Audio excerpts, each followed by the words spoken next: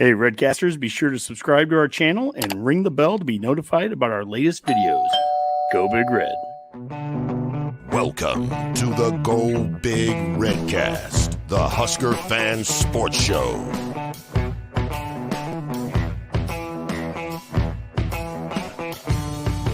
Welcome to the Go Big Redcast.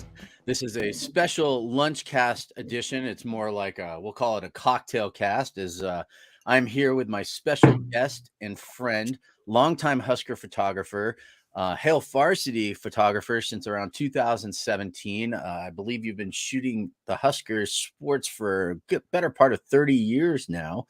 And I mean, you've pretty much you've been pretty much in the middle of it all. He also has his own podcast called The Eye Test with Brady Oltman from Hail Varsity.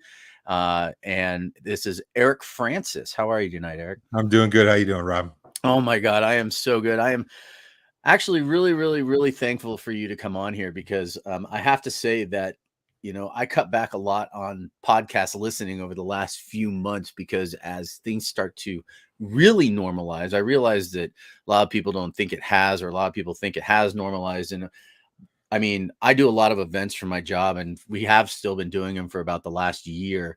And I've started to notice more people coming out now, you know, than before. And so things have just gotten busier in my life, being working for a media company as well. And you know, one of your podcasts is probably one of the few that I still listen to and subscribe to on a, you know, well, it doesn't come out weekly, but when it does come out, I'm listening to it, and it specifically focuses on photography and other people who are into the hobby of photography. Obviously, for you, it's a profession, it's a lifestyle, it's what you do and your absolute passion. So tell me a little bit about that and how you got into photography. How I got into photography? Oh my gosh, that goes way back. Well, I graduated high school in '87, went to college, went to Simpson College, played football for a couple years, and then I remember towards the end of that sophomore season, sitting in my dorm room with ice packs on both knees, and it was just kind of a "what the fuck are you doing" moment. As much as you love this isn't sustainable. I mean, you're not going to the pros. There's nothing after this point. So it was kind of a "what are you doing" thing. And then that summer, actually, I came back to Omaha for the summer and started hanging out with a friend of mine from high school who was a photographer, who was getting into photography, photojournalism. And I thought, holy crap, that looked like a lot of fun. So I just kind of, like I do with most things in my life, I just kind of dive into the deep end and figure out how to swim while I'm there. And I went in full force and worked at a couple newspapers, freelanced for the World Herald for 15 years, and did the AP thing, Getty Images, for years and years and years. And then finally in 2017, they were able to bring me over to Hail Varsity when they finally had enough money and enough revenue, basically, to be able to afford me. Okay. And not have me have to take a pay cut to come over. And I took a little bit of a pay cut to come over, but it was worth it because at that point in my career, I was looking for, I was tired of feeding the media machine, which is kind of what it had become, working for the AP and Getty Images. You're just feeding the media machine, filling ESPN's website and all of that kind of stuff. And I wanted to do great work. I wanted to make really great pictures. I wanted to make timeless pictures that were important and stood the test of time. And I wanted creative control. And so that when I came over to Hail Varsity, that's what I got. I got to start making the pictures that I wanted to make. That was kind of the point where I, more or less, for the most part, became a full-time sports photographer. Well, you know, you and I have met before. When that was a fun trip. I was on the road for the Rutgers game, and For me, it was a little surreal because it was the first time that I had ever gotten media passes for a game, and it was a road game. And I got a email from Aaron that's like, "Hey, your passes are here. What am I supposed to do with this?" And I was like, "Well, let's meet at the game." And she was like, "Okay, cool." And so I get to the game, and I think it was you and Aaron, and who else was there? Brady. It was Brady. Okay, Yeah. I thought so. And you guys would come walking up, and you guys could not have been friendlier. It was awesome, and you kind of gave me this whole like, if you got any questions, stick with me sort of thing. And we walked around a little bit and went down to the field, and we did some, went up to the press box. And then at one point I was asking you about taking photographs, and you were like, a lot of it is just anticipation, being in the right place at the right time, knowing when certain coaches or when coaches or coordinators like to call certain plays. And it's about being in the right spot at the right time. And well, that was an epic Friday night game. It was almost like a statement game for the brief Joseph era, Right. where they were losing the entire game. The offense couldn't get going. And then this happened. Thompson steps back, throws it to Palmer, and there you are getting knocked over. But this is your great shot that you got right here. And then this was the photograph, I believe, that Hail Varsity used in the next edition that they did. And, I have to say that, I really did take your advice. And as right before that play happened, actually, literally the play before that, Rutgers turned the ball over. And all of a sudden, I'm standing there on the sideline, not too far from where that touchdown happened, but probably about 40 yards down the field, almost right next to where the players were standing on the sideline. And I see you running by, like you've got all these cameras, a backpack, everything, and you run by, and I was like, oh my God, he knows something. So I follow you. And so, I had done this. This was the second time I had done this that night. And then, so these are a couple pictures that I got. So the one on the right, you're gonna put me out of a job. yeah, it's funny because you literally texted that to me that night, or you said it to me at some point. But the one on the right is actually almost the exact same moment of the Palmer touchdown that you had on that video a minute ago, and then the one on the left is the Vokalek touchdown. And unfortunately, I don't know how well our listeners can see this, but the ball is in the air before it catches, before either player catches it in both of those photos that I took. And, that might have been my proudest moment, I have to say. It's about the only time I'd ever say that I got pictures like that, but it was awesome. And I probably would have never gotten them if it wasn't for you, because I just watched you all night, actually just knowing where to be the whole time. So that was, well, it's funny you say that and put it that way, because early in my career, that's exactly how I learned. Right. Early in my career, I had a couple really good mentors at the World Herald and our AP staffer. And back in the 90s, when Nebraska was on top of the heap, we had an SI photographer in here every game. So I watched those guys. Yeah. What are they doing? And I would see where they would go, and I would dissect it. Why is he doing that? Oh, right. Or if he puts himself in a perfect spot and then he gets that pylon dive photo, and you go, oh, I get it. And all those things start to influence how you work. And then all of a sudden, 30 years later, you become that guy that everybody's watching.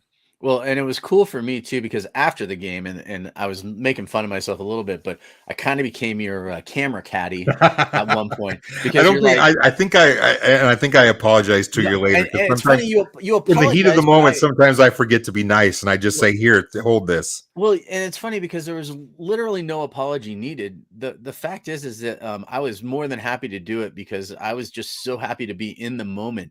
And the game is over, and first you were like, dude, you can be on the field. I was like, oh my God. And you're like, here, carry my camera. Like, no, please, no, thank you, nothing like that. It was just, here, carry my camera. And I more than obliged. And if people don't know, like, carrying a camera is not like dad on vacation with a thing around his neck, just handing it to you. Eric's cameras are basically like movie cameras without like the roller stand that goes out on the field. There you go. If you want to grab that real quick and show people it, and that was actually the literal camera that I was carrying for you, and it had a stand on it, a tripod or like Or a stand it had a on it. monopod on it. Yeah, monopod. It was this And one. yep, and you Yeah. just go to me, here, hold this, and you like throw the camera like in my direction essentially, and it was, so I grab it, and then I was like, what is going on? And I follow you, but it was cool because I got some video that I'm not going to show here because there's a lot of language from some of the players as they're coming off the field, and I'm not going to throw them under the bus like that. Right. But the Rutgers fans that were still there were throwing literal corn at us on the field.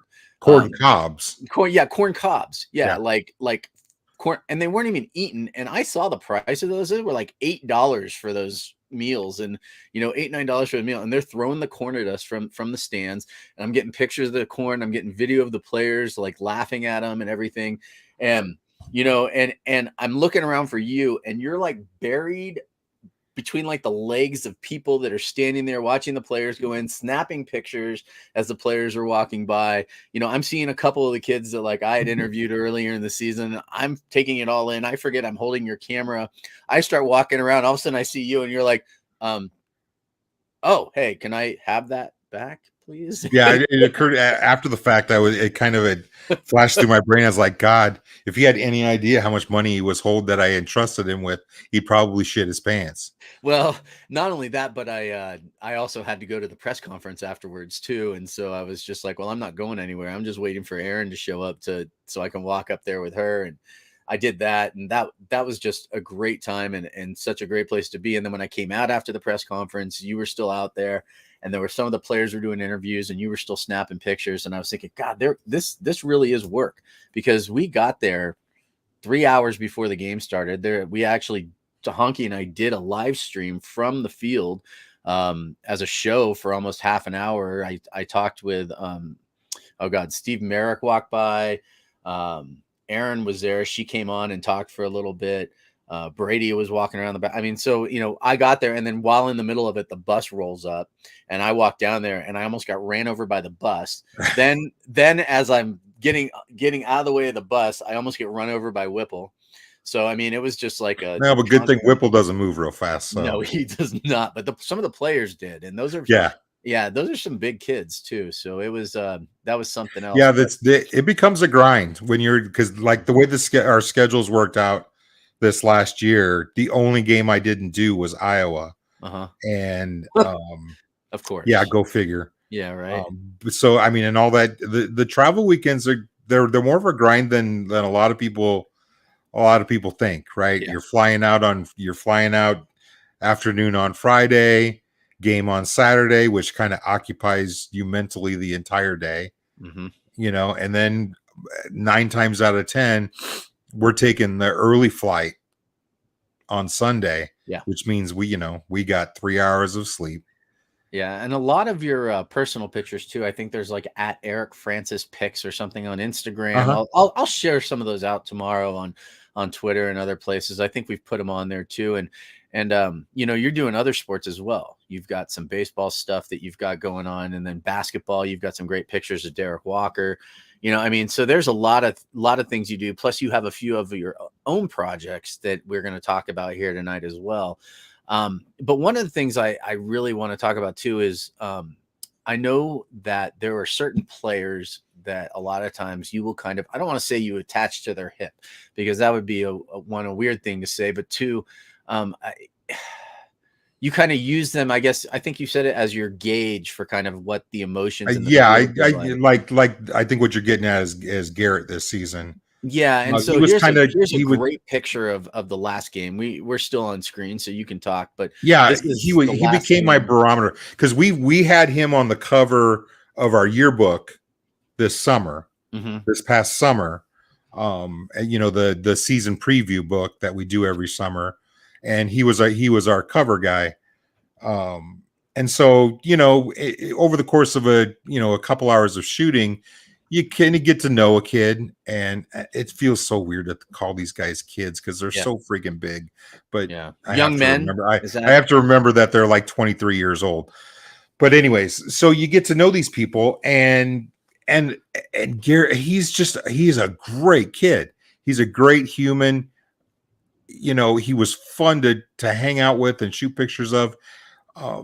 And so I did after every game. I kind of, as the season went along and things weren't going as we all had planned, I started to use him as a barometer of like this look on his face as he's walking off the field. And this was after Wisconsin, right? Yeah, I was at this game. It was the Wisconsin game. I took my 15-year-old son Jonah. And you just know, you know, at this moment, he hadn't said whether he was coming back or not. And I watched him walk off the field, and he was walking very slowly, looking around the stadium, and you could just tell he was taking it all in, because I think this is my last time. And then, you know, usually they walk towards me, towards the tunnel as they're leaving the field, and I just turned I positioned myself so he literally, like, we bumped shoulders as he went by me almost, and I just flipped around, and as I turned around, he turned around and took that one last look before he walked through the tunnel for the last time. And I just thought it was like that was it right there. That was the moment. And, you know, and like Brady and I talked about, it was a nice dichotomy between Garrett and Casey there, because, you know, Casey being a portal transfer and Garrett being a homegrown kid, they have completely different, a completely different view of the of what that stadium means to them. Yeah, I just threw up that picture from that, and I did it. Yeah, I was going to reach down here and grab the magazine cover, but you here, got to it first. This, like, you know, there he is, all business-like, right there with his black shirts, briefcase, and, you know, this is a great picture. I like it, all business. And honestly, he was all business all year. I mean, if we were going to start making excuses for this team, he is a guy where, like, nobody needs to make any. He played with his whole heart. No, if there was anything to say about Garrett, if there was any knock on Garrett's season, from my perspective, it would simply be that he took too much of it on his shoulders and tried to do too much, and because you could just see that he took the whole thing, the team, his coach. He took it all on his shoulders, and you could see after the coaching change and the philosophical change, his game was different. Yeah, he had no weight on his shoulders, and he was just letting it fly. Yeah, well, that whole defense kind of felt like they were. Yeah, and so he was a completely different, and so that just speaks to, you know, like a lot of the psychological things that we talk about on the podcast, that you know, you got to let them play. Yeah. And one of the things that I really like about this photo too, and for those of you out there that subscribe to Hail Varsity, this was the centerfold for the edition that came out after this game, after the Wisconsin December, game. I believe. Yeah, the December issue. And if you don't know what a centerfold is, it's basically where the staples are in the middle of the magazine. You open it up right in the middle. This was it. And I'll tell you something too that I really liked about this photo, and that I don't know, I don't even think you brought this up on your show when you were listening to it, but I immediately went and found this picture after listening to your podcast, The Eye Test with Brady Oltman, also on Hurrdat Media Network. Great listen. I know that Ken McCone, who I know all about centerfolds. Yeah, well, you know, I grew up before the internet, so that's a fact. The Ken McCone from Generation Red podcast, also another good listen, said that he was going to be listening here tonight because he's starting to get into photography. And, you know, for me, I went back and looked at this because I wanted to see the photo you were talking about after listening to an entire episode about it. The fact that it's got Nelson looking back out at the field and kind of taking it all in, and the kid standing right next to him, right? Walking towards, you know, the tunnel right there. You know, it's Thompson. And a lot of people still had the same kind of question about him: is he coming back? Right. Like, right. At that moment. Yeah. At that moment. Right. And so it's almost like for me, when I looked at it, I was like, wow, if this wasn't like a perfect capture of the changing of the guard in a lot of way, right? Because let's be honest, those are the two leaders of the team right there. The offensive leader and the defensive leader on the team Right. were right there. And I don't know if that was, and obviously, like you said, your intention was to catch Garrett coming off the field or, his last time. But at the same time, you just happened to catch, Thompson walking off the field towards there. Almost, now we know with the full intention of coming back. So, there's a lot in that photo itself that I think is pretty cool.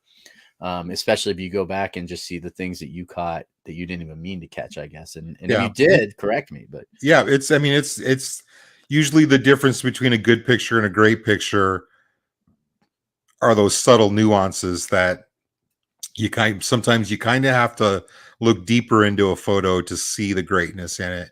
Sometimes it just punches you in the face. Yeah. Or, in the thigh, as a case of a Rutgers photo. Yeah.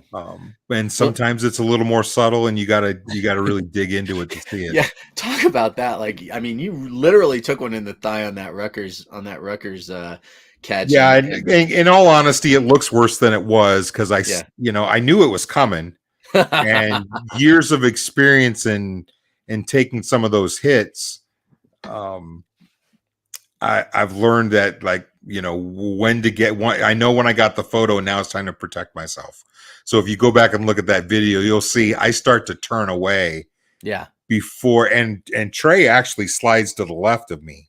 Yeah, and it was the freaking Rutgers guy who just took a swipe at my head and missed. Like, I think looking at the video, I think he actually took a swipe at me. I don't know. Well, maybe I don't know. Can we see that again? And then his thigh, his knee hit me right in my thigh, and I felt that for weeks. Yeah, it was. Let's see that again. Let's see. Does he take a swipe? Because I think it's important to notice here if he does. Yeah, he kind of he's fallen down, and you don't see him here, but I think he's trying. It might be a swipe, or he might be trying to push you out of the way, or it might be. Well, I was wearing red, so yeah, you were, and yeah, that was always for me. That was actually a lot of fun because I did spend a majority, actually almost the entire game, except for a couple moments on that sideline, and right where we were sitting too. And I have to tell, there's a cannon that Rutgers uses, and they fire it off after every score. And if you're not paying attention, you're going to get surprised. Or, if you've never been on the field at Rutgers before, or to Rutgers before, and you're standing 10 feet away from the cannon trying to take a picture as a guy is, standing there kicking a field goal, and you're trying to catch it, and the cannon goes off right behind your head, and your ears are ringing for 3 days afterwards, like myself. Yeah, that was I mean, I don't know how I could walk around that entire field the entire time before the game, and not once did I notice there's a giant cannon and think to myself, I wonder what they use that for. You didn't notice the big roped off area around the cannon? Well, before the game, it wasn't roped off, so you could walk right past there. And so I didn't even notice. And then I'm standing there and trying to stay out of the way of the cheerleaders that are doing some routine or something. Next thing I know, that thing goes off. One of the cheerleaders falls off the shoulders because I don't think she knew. And then I'm sitting there, and the guys behind shooting off the cannon, they're laughing at you. They were laughing at me. It was pretty funny. So that was a good time. All right. Well, so for football, and you also do other sports, right? We do them all. You do, yeah. I mean, it's Hale Varsity, so there's women's sports, men's sports. I mean, I can't wait to see some of the photos that you got from this weekend, because I know this game against Iowa, you were there, right? Nope. No. John was there. Oh man. Well, I have seen some of your baseball pictures, and this one in particular is pretty cool. That's pretty cool. Yeah, let's talk about this one though. This is in Omaha, right, at the College World Series? Yeah, I'd have to go back and look at the metadata on that one. I'm not even sure when that was. God, that had to be 2010, something like that. But anyways, it was I did the College World Series for the Associated Press for 25 years. So it becomes pretty routine. And this was unique because usually with the lightning indicators, once the lightning gets within a certain 8 miles or something, they shut the game down. So you never get a baseball game still going on with lightning. But since this wasn't cloud to ground lightning, it wasn't registering the same way on the detectors. So this storm was rolling in from a ways away, and the lightning was starting to finger over the stadium. If I remember correctly, the game was out of hand. We were really kind of done for the evening in terms of pictures. So the urgency to cover the game itself wasn't there. But as you see this and you're like, holy shit, this isn't gonna happen. And I hear photography. I was in the front row, third base side at the end of the photo box. That was my spot for nearly 20 years. And so I hear photographers behind me all trying to get pictures of the lightning. And I go, oh, that's cool. Keep in mind, by this point in the series, I'm pretty damn burned out and cynical. I just really want to fucking go home and take a shower. So, but I'm like, yeah, that's pretty cool. So I put the widest lens I have on my camera and I just set it on the front of the photo box in front of me. I don't know, at like half a second, some kind of the longest exposure I thought that I could hand hold it braced up effectively. And I probably shot like a dozen pictures maybe before they wound up calling off the game.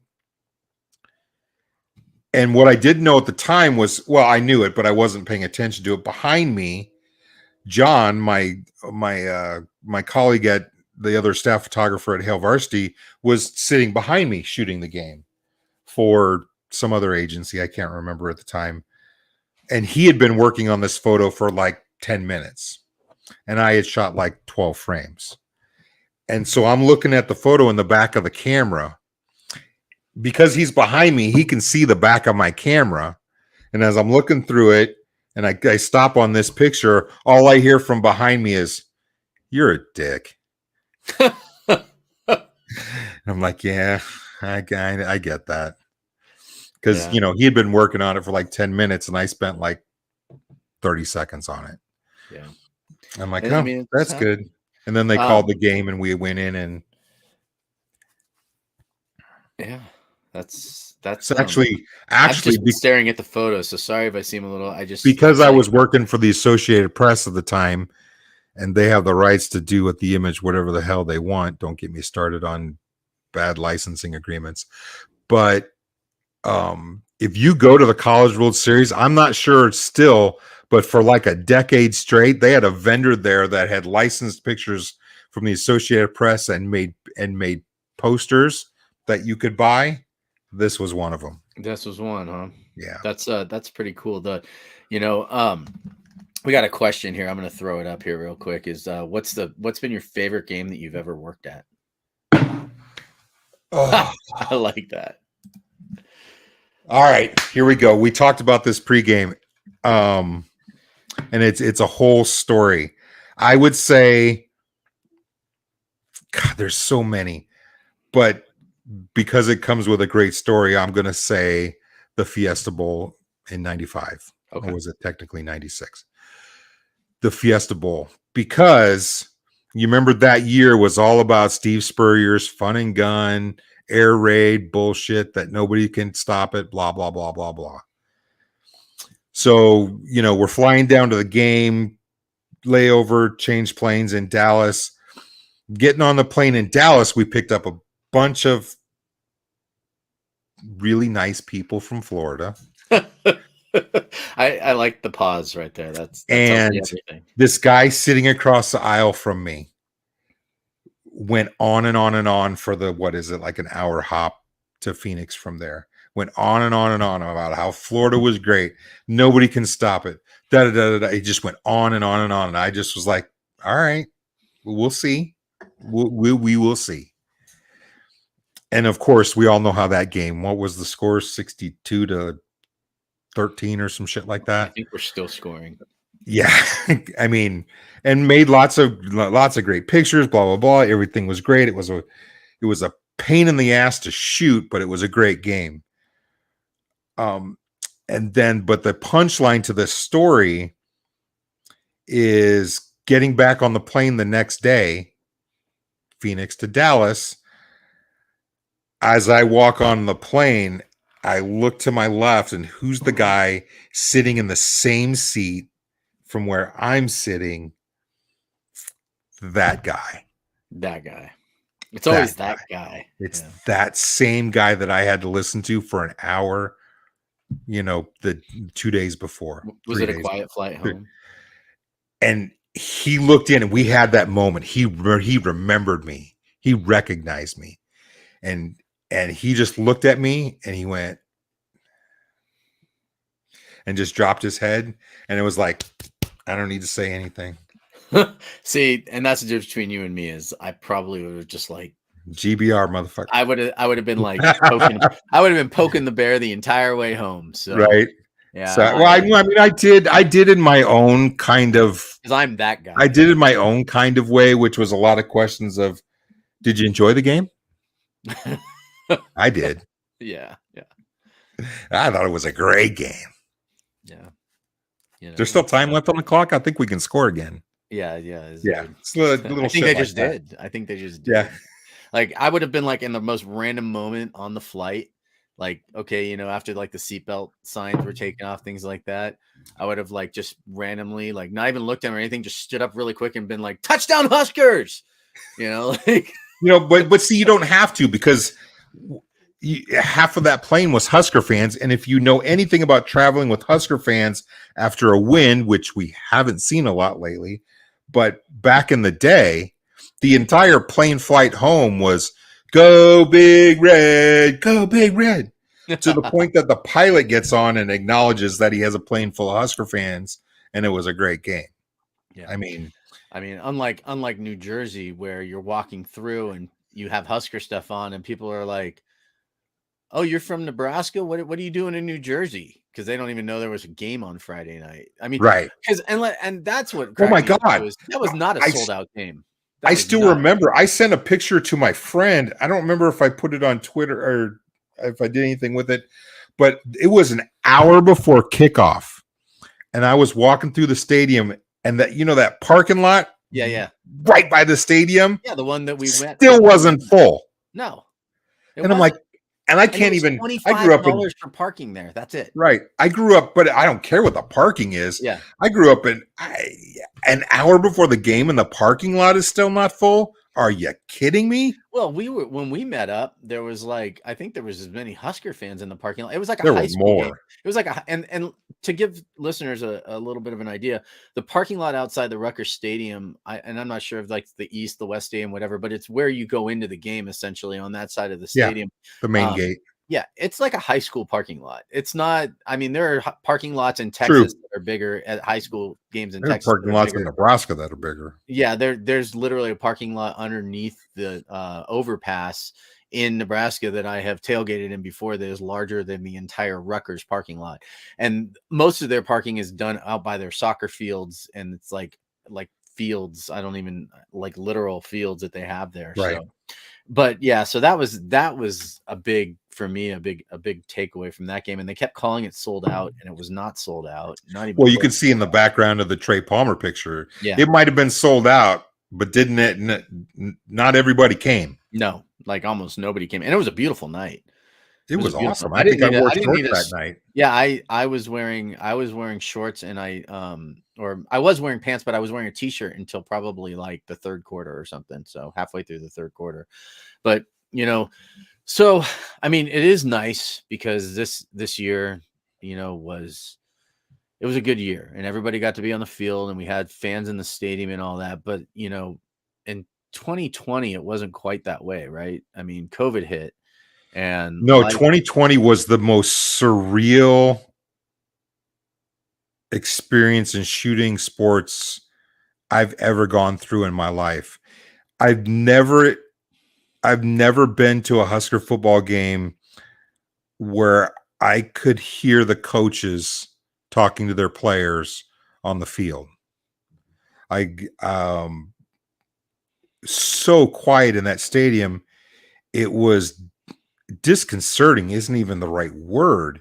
It was so strange. And what's ironic is I did learn something. I had a little like moment of epiphany about myself that kind of correlates to what I think the athletes go through on the field. You know, on your average Husker game, when things are, especially when things are going well, there is so much energy in that stadium. And when you're on the field, 90,000 people are pouring their energy down onto that field, and you can feel it. It's visceral. You can feel it through your bones. And it took me a lot of years to really be able to focus through that. And then you get to a point where focusing through that actually helps you focus on your task, because you become, you know, ultra focused on what you're doing.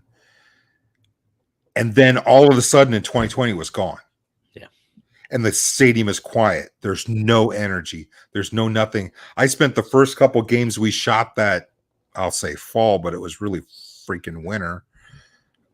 But and it was odd. I felt like I couldn't, my timing was off. I felt like I couldn't make a picture to save my freaking life, because, and then I realized that the athletes were going through the same thing. They weren't as focused. They were making stupid mistakes. They were, right? Because I think, and this is just my own theory, but just like me, they had also gotten used to focusing through all of that energy to the point that you don't even really hear it. And then all of a sudden it was gone, and it threw everything off. Yeah. And not only that, but there was also a period of time where like nobody's working, nobody's doing anything, nobody knows what's going to be happening, right? We're coming up on the anniversary, March 12th, 2020. Well, and it's funny, was the day that on March 20th, 2020, I woke up, and by noon that day, I'd actually picked up an extra $3,000 worth of work, because March Madness was about to happen and they weren't going to fly people in. So I was like, all right, I'll go shoot it. I just picked up an extra $3,000 worth of work. By 2:00 that afternoon, my entire life was deleted. Yep. Like seriously, I spent the next few hours that afternoon just deleting thing after thing after thing off my calendar. Yeah, we so I I work for a media company too, and March 1st we got bought out by a new company, and I had basically emailed my bosses and was like, hey, this is weird. Half of us are working for you now, half of us are still working for the old company.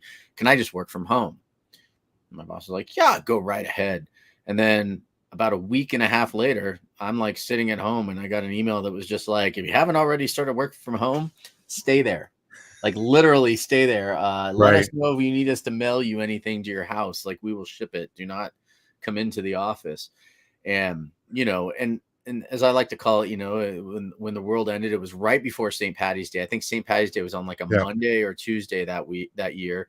And, right around, like you said, the time of March Madness, and the last day the bars were open, I'm sitting there and I'm thinking like, oh God, what am I supposed to be doing now? Nobody knows if they're going to be working and all that. And in all honesty, like that's the whole reason I'm even on the Redcast or with the Redcast is because of COVID, because I was getting so bored that these guys, before we were doing StreamYard and YouTube and all that, I would like email Redcast Dave or Honky and be like, or Tim and be like, do you guys care if I just come on and listen tonight while you guys are doing the show and while you're recording? Like, I'll just mute myself. And they're like, no, go ahead. And then all of a sudden it was like, hey, Matt can't be on the show tonight. Do you just want to come on and be a guest? And I'm like, we cared. He just showed up anyway. Honky, right. I think I screenshotted the text of Honky inviting me on the show just in case this ever came up. But but yeah, and then next thing I know, I'm doing it. And then, Illinois game happens, the first game back after COVID, everything. And Mac rage quit the doing the Redcast because he couldn't take it any longer. And next thing you know, here's Redcast Rob with his own Twitter account, but during that time, a lot of things were going on. And I don't know, do I say you wrote a book? You shot a book?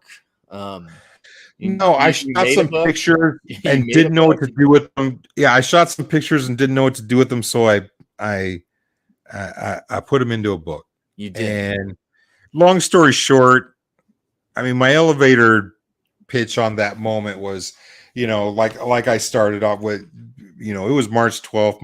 My life got deleted. And just like a lot of people, I suspect probably a couple of them are here with me tonight. For the next couple weeks, I did some world-class pity party, bourbon-soaked pity party. Man. And I didn't, we none of us, we knew what the hell is going on. I don't know. I'm not working. How am I going to pay? Blah, blah, blah, all of it. So I just fucking drank. And it was my girlfriend who called me out on it and said, holy shit, dude, you need to find something to wrap your brain around. And she had seen some other photographers around the country doing these porch portrait things.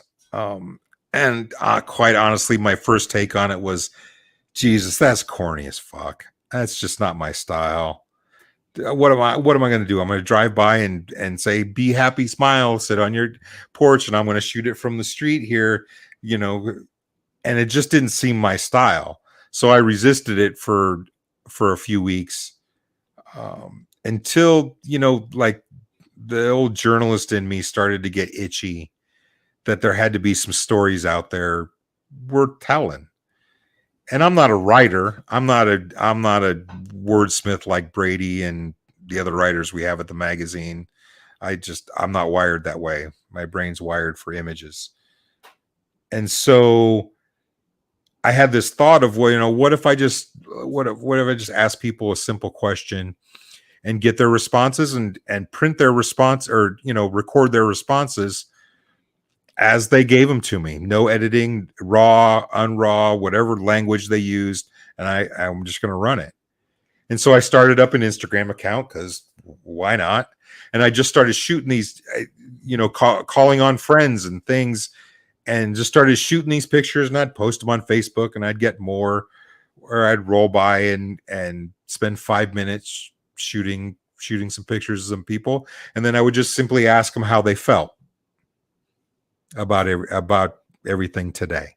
I didn't want to ask them what they thought, because I didn't want this like right-brained, analytical, political bullshit that people were tied up in. I wanted to know how they felt about it. Mm-hmm. And so that was the only question I asked. And then they would email me, text me, message me, whatever their response was later. And as soon as I got the response, boom, I'd post the picture with the response on Instagram, and then everybody's like, oh, dude, that would make a great book. And I'm like, fuck, nobody wants to buy my book. Are you kidding me? So I just threw them to, when we got out of 2020 and we were kind of like, okay, I think we're through this. I kind of took them all together and just threw them into a book on, I don't even remember what service I use now. Was it SmugMug? I don't remember. Shutterfly, or it's one of those ones. Yeah, I can't remember. Just because more for myself than anything else. And I made it available to some of the people that were in the book. And I was just like, you just buy it for cost, whatever it costs to make it. So just so our listeners know, or those of you watching right now on YouTube, I selected the 3 photos that I liked the most. This family sitting right outside their house. The one in the top right is a couple dancing in their living room. That is actually a high school senior and his girlfriend who had to miss prom because of COVID. So their parents threw them a mini prom, right? In their living room. Okay. And it's actually a friend of mine, Pete, and he messaged me. He said, hey, we have this idea. We're going to do this. Would you want to? Oh my God, fucking yes. I see where you're going. We're going to get flagged on YouTube this week for the first time ever. I know it. That's okay though. You just keep going. I forget where we're at. Oh, that's okay, man. It's podcasting, YouTube, blah. I forget. It's all right. And we'll make sure to to blame me for it. That's fine. So you can look. No, it's absolutely fine. But no, that's super cool. And then the guy hanging out with his dog with the hope. Yeah, and that's again. These are all these people are friends of mine.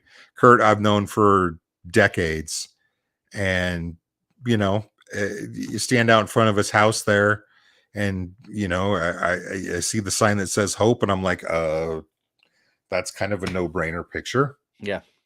Um, I mean, I didn't post any here, but we have a friend that lives down the street who is I guess you could say he has a similar role as you. He's the official photographer for Northern Colorado, the Northern Colorado Bears and their athletics and all that. His name's Woody Myers, and he does some, I guess, guest photography for the paper I work for, the Greeley Tribune. You know, and he's in there every now and then. And he did something similar where he took pictures of my family and then a lot of other families when he was walking around the neighborhood, and he didn't even realize it was us, my wife, the little girl that grew up next door to him her entire life, right? He didn't realize it was us till he got home and was doing the pictures, because his brain was like such in like oh, do you care if I take a picture of you mode, taking pictures, but then kept walking. right. And I sent that to you in a text message, and then I was like, look, I could fit in your book too. And I like made it black and white on Instagram and sent it to you. And I got a kick out of doing that. But yeah, but it was cool because, for me, we'll talk about, because the way your pictures were making me feel a little bit, I was like, this is cool because at this exact same time, a lot of us were having the same kind of interactions no matter where we were, right? Like I'm in Colorado, you're in Right. you're in Nebraska, and yet we're all kind of doing the same thing, just sitting here trying to figure out what the heck is going to happen next. And so it's really cool to go back and look at some of these pictures, because I remember that feeling. I remember kind of like, some, guy coming by with a camera, taking pictures of us sitting on our front porch, and I'm like drinking a beer and my girls are playing in the front yard. And, my wife's just sitting there watching them play. And he asked us to all sit together to take the photo. And, that's kind of where it, got me right in the feels, I guess is a good Right. way. And then there was also some other crazy stuff going on during There that was some time, other too. crazy stuff going on. There was there was the George Floyd protests, and those are going on in Omaha, right? And you got some pretty good pictures of those protests. It was primarily just the first 3 days. Oh, that's it. Here, yeah. I mean, it only the bulk of it and the most intense moments was just kind of like those first 3 days, that Yeah. first weekend. And so talk a little bit about this picture, and not just like what's going on here, but kind of what happened around it too, because there was an interesting story that you had about yourself there too. Well, all of it was, most of it was, you could see it coming. And you said, what was it, on that Friday night?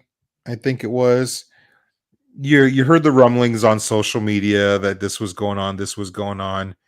And, right smack in the middle of, some of the worst of COVID, and you're bored to tears. You're not working. Other than my COVID project, I am not really doing anything with my cameras. And I didn't really go cover it for anybody. I probably could have. I probably could have called the AP or Getty Images or any number of outlets and gone and covered it and made some money. But I made a conscious decision that I didn't want to do that, because then I would have had to worry about deadlines, getting pictures out on time, and all of that. And I didn't want, I just wanted to go cover this because it was important, because it was a moment in history. And it was that simple. And a little bit of the former journalist in me was kind of itching, right? Like when you know that history is happening in your own town, or just when you know it's happening, period, that journalist in you just like needs to see it, needs to be part of it. So I just went down there, I just took two of my smaller cameras with small lenses, so that I didn't want to look like a journalist. I was just some guy with a camera, just another one of the many people down there with cameras, not drawing attention to myself really, and just kept my eyes and ears open, much like I do on the football field. Kind of feeling the vibe of what's going on, picking up bits of conversation about, hey, this is happening, watching the protesters, watching the police, how everybody's posting up, and you can just feel that it was getting ready to pop, and it did. The police got a little over aggressive, and they pushed the crowd, and the crowd pushed back, and then all of a sudden, you look to your right, and some kid got a little too mouthy and pushy with the riot police, and they took him down. And you just like literally, I don't even remember. I doubt I was even looking through my camera to make this picture. I probably just threw my hand out around somebody's head and snapped the picture, and that's how I got that one. Yeah, and didn't you almost get arrested too, or just kind of like? Well, everybody almost got arrested. That's fair. I was able to skirt. I successfully for 3 days walked right up to the line, maybe stuck a toe over it, and then got back at just the right moment. Yeah, because there's another image here that you got where this young man, and you notice the difference here. I'll go back to this other picture here. These guys look like riot police. They're in sort of riot gear, right? They got the helmets on, the gas masks on. They've got their guns, they've got everything. But then this picture right here is more almost like National Guard look, right? Like where they've got. Well, that was I believe that's the emergency response unit. Oh, basically. Is that what that was? Yeah, that's basically their emergency response unit. Why they're wearing full camo? Why they're wearing camo, I have no freaking idea. That's a different discussion. But there was a moment where somebody was antagonizing this kid, kind of like a counter protester, and saying all the words you're not supposed to say, trying to get him riled up, and they were right. They were right on the edge of things getting, and I'll give these police officers credit and this kid credit for coming to the brink of shit could have gone really bad in this one micro moment. Shit could have gone really bad, and they walked right up to the edge, and then they backed, and then they talked it out basically for a few seconds. And this kid was understandably so, was so emotionally involved with what was going on that when all that tension went away, all of a sudden he just kind of broke, and he gave the guy a hug. I just happened to be there. Yeah. And then this last picture I'm going to show, we're coming up on an hour, all that and everything. But this one right here too, the kid kneeling right next to the cop who's also kneeling, and first responder, and he's got his riot mask off, and he's sitting there, and the cops on either side of him. This is powerful. This is really, really. Yeah, this was the Sunday after 2 nights of basically riots. Not as bad as other cities, but for Omaha's standards, it was pretty intense. And this was Sunday. Sunday was like almost like, it was still intense, but they just didn't have that feel like it was going to be off the chains riot again. It was almost like everybody was tired and they just wanted to heal a little bit. And there was a protest down in the old market, but it was a much calmer, kind of like a sit-in kind of thing. And then at one point, some of the protesters asked some of the police officers to come kneel with them, and that's when this one happened. And things happen so fast sometimes that you don't really see everything you have in an image until after the fact, until you're sitting down calm later in front of your computer. I mean, you've got the protester, the female black protester, the white police officer without his riot mask on, the female white police officer with her riot mask on, and the one guy who didn't kneel, who has his flex cuffs, his arms crossed, was a black police officer. There's so many things in this image that I can't even sort it all out. Yeah, I mean, yeah, and you see the flex cuffs there and everything, and him standing there, and it's like, I mean, it's just it's really powerful, and you look at this, and to me, it's almost like, well, I can only imagine for someone like yourself who has so much passion for photography and for doing things like this, especially, where your main job is to shoot sports at this point, and yet there's no sports to be shooting, and here you are like taking photos like this, right? And But I've done, it's not like it was unknown to me. I mean, yeah, most of my career I was freelancing for the World Herald and the Associated Press and Getty Images, shooting news assignments and sports assignments. So it wasn't foreign to me. But I think the key to this weekend for me from a photographic standpoint was being free of deadlines and expectations. I could just go out, see what I wanted to see, make the pictures I wanted to make, and be free of outside influences on what I should be doing.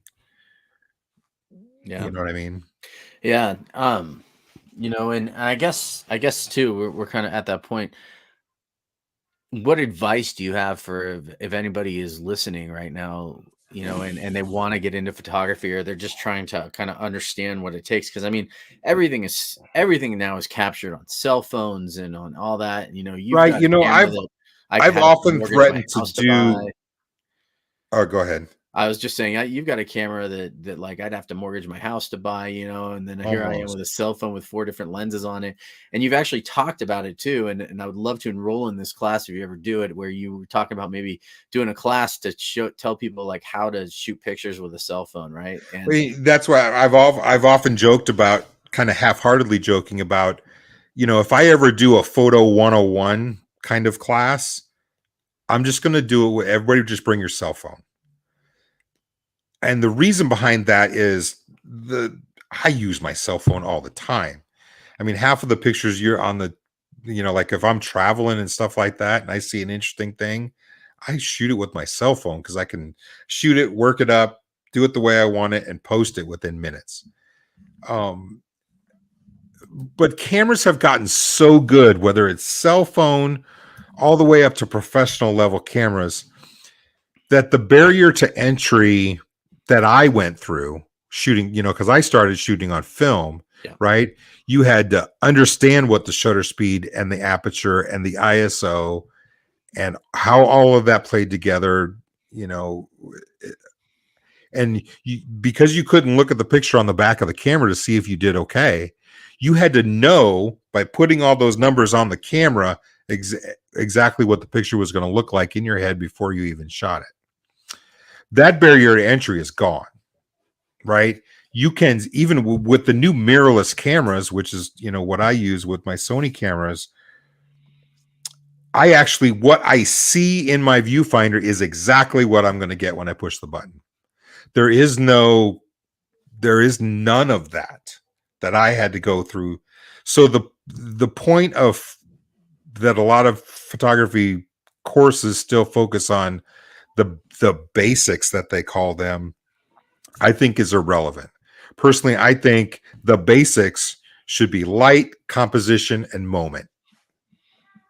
Right? If we work on we should spend more time focusing on how to make better pictures than focusing on the technicalities of your camera.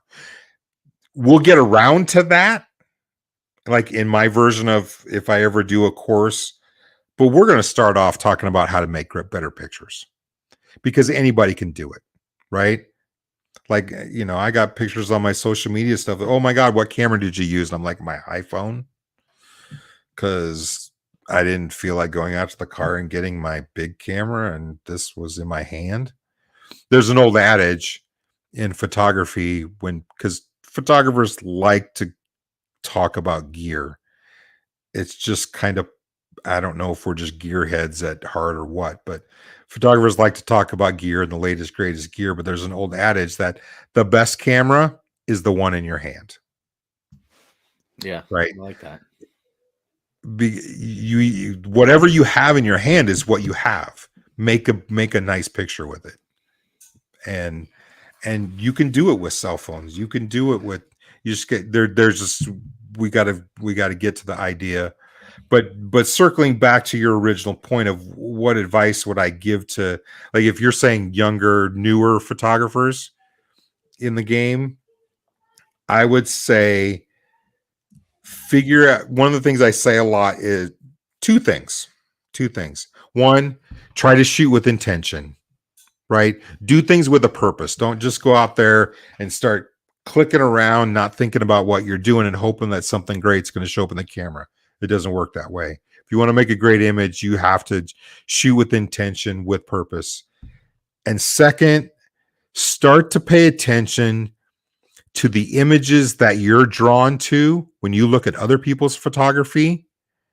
And if you're drawn to a certain kind of image, certain kind of composition, or things like that, do more of that, because you're drawn to a certain style for a reason.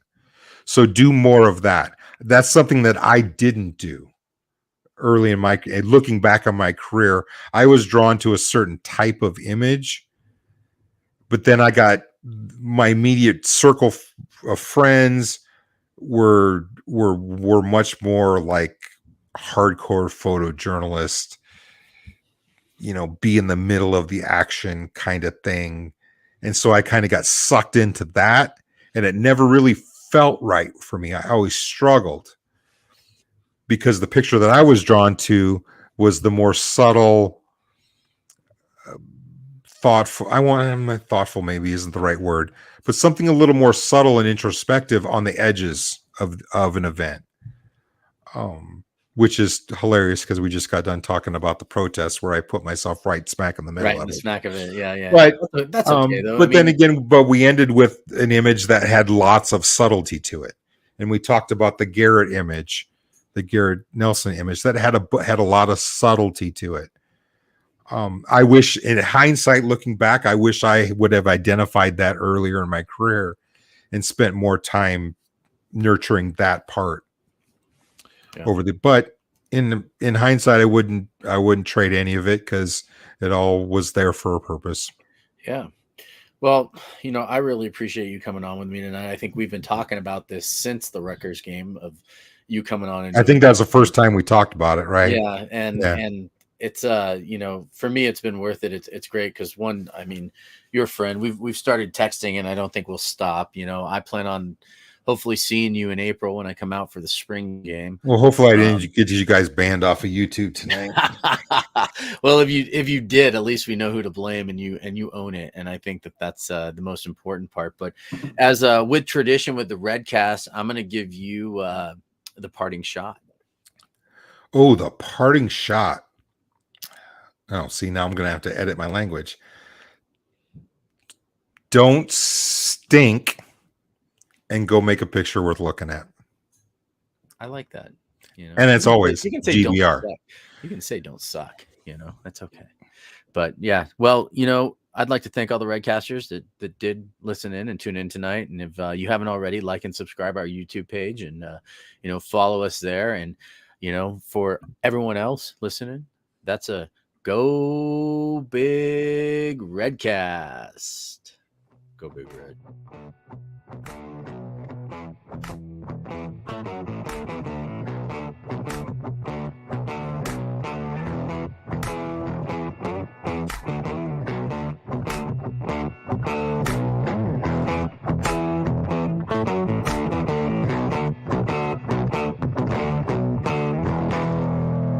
A Herd at Sports Network production.